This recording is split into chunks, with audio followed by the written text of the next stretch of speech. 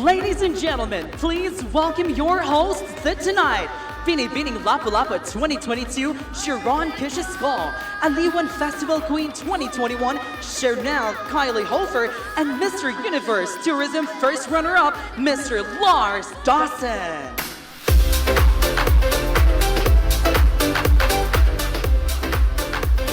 Good evening, Lapu-Lapu City! Mayong gabi, kaninyong tanan mga opo-ganons! And good evening as well to these ladies with me right now. You both look stunning with your outfit. Why, thank you, Lars. You look stunning as well. And of course, good evening to you too. Maayong gabi kaninyong tanan. And of course, Lars, we really prepared ourselves for tonight's celebration because we knew that the candidates will all be looking so beautiful tonight. So we must be beautiful as well. And of course, Sharon and I are hosting alongside you. You're looking so dashing. Thank you, Chanel.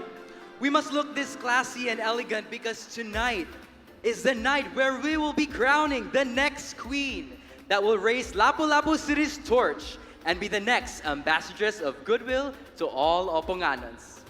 Have you seen the spectacular performance of the Binibinis earlier? In their opening number, that was amazing. Hearing the people scream, supporting their bets tonight feels so overwhelming. Exactly, that was super amazing to see how graceful our Binibinis are during their opening number. And it really was a grand opening to set the mood for today's coronation night. Do you all agree? All right, let's check the energy of every barangay pakusgami. Sa kinakusga ninyo nga syagin as we call your barangays. Are you all ready? Let me hear your loudest cheer. Let's start from Barangay Mactan. Let's hear it now for Barangay Babay. Isan magpalupig ang barangay Kalawisan. Asaman ang mga taga-barangay Paho. Hala, asa mga taga-barangay Paho? Ato na sa sunod, sa Barangay Pahak. All the way there, let's go. How about ang barangay Suba Basbas? Mga taga-barangay Bangkal, asa na mo? How about from Barangay Tungasan? Of course, barangay Gunom. Barangay Tibo. From Barangay Buaya. How about barangay Santa Rosa?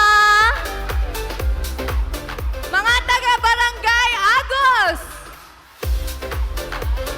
How about let's hear for Barangay Basak? Let's hear from barangay San Vicente. Right there. Let's hear it from Barangay Pusok. How about from Barangay Maribago? How about barangay Kanhulaw? Barangay Luok. And last but not the least, Barangay Marigondo! Alright, nadunggan na to tanan ang atong mga lahi-lahing barangay here sa Lapu-Lapu.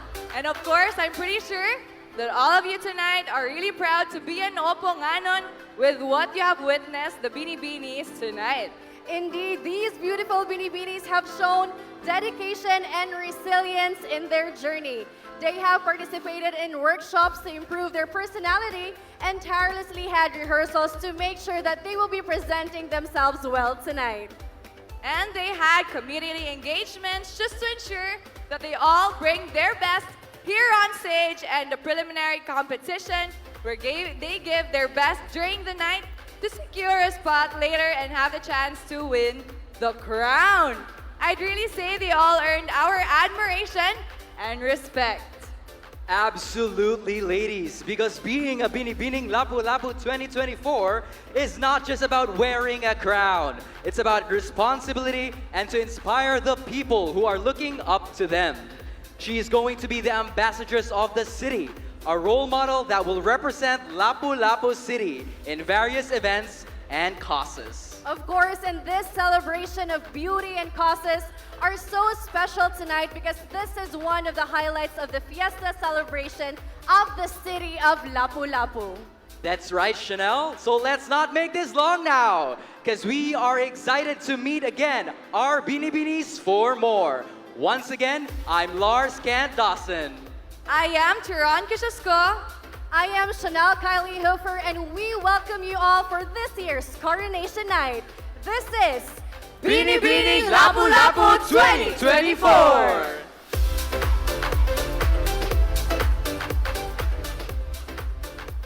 Mga kapanganans, tonight we will be witnessing our Binibinis battling for different portions of the competition. The production number, their advocacy videos, swimsuit, evening gown, and the most crucial part of the night, the question and answer portion. And to be able to reach the crown, our Binibinis will be trimmed from 21 dazzling ladies down to 10 and will be cut off into 5 finalists. Exactly, and for us to be aware on how we select the top 10 finalists, I believe we all have witnessed the preliminary competition that was aired live at the Binibining Lapu-Lapu page and was shared as well by the official pages of our city mayor, congresswoman, and pageant chair last November 15, held at Tambuli Seaside Resort and Spa. The closed-door interview or the preliminary Q&A portion that was happened last October 27 at Plantation Bay Resort and Spa.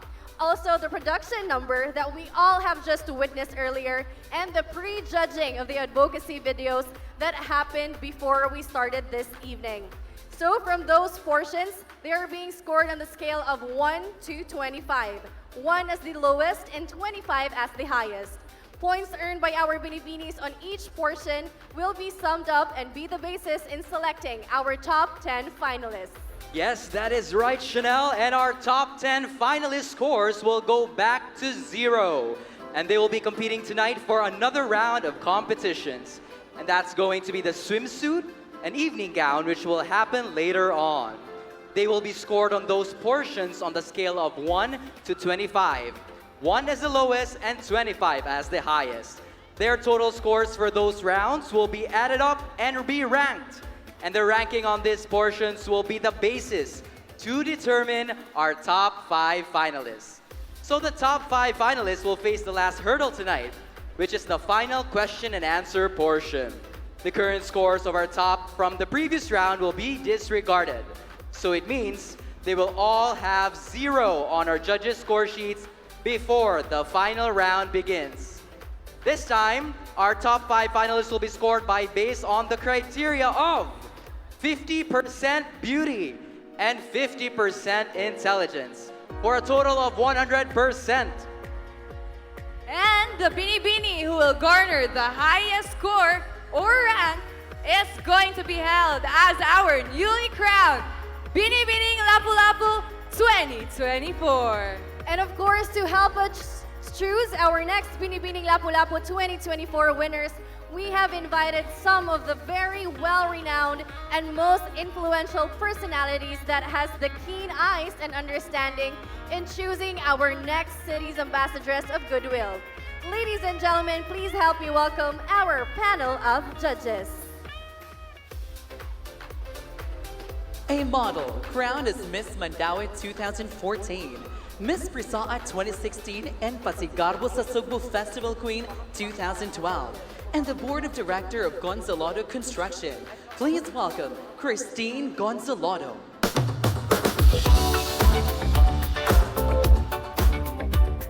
With a degree in Business Administration, she studied aesthetics in Bangkok Beauty Academy in Thailand and ALEC Academy in South Korea, and the CEO and owner of Blush Medical Group Incorporated. A round of applause to Faith Kimada Adrian.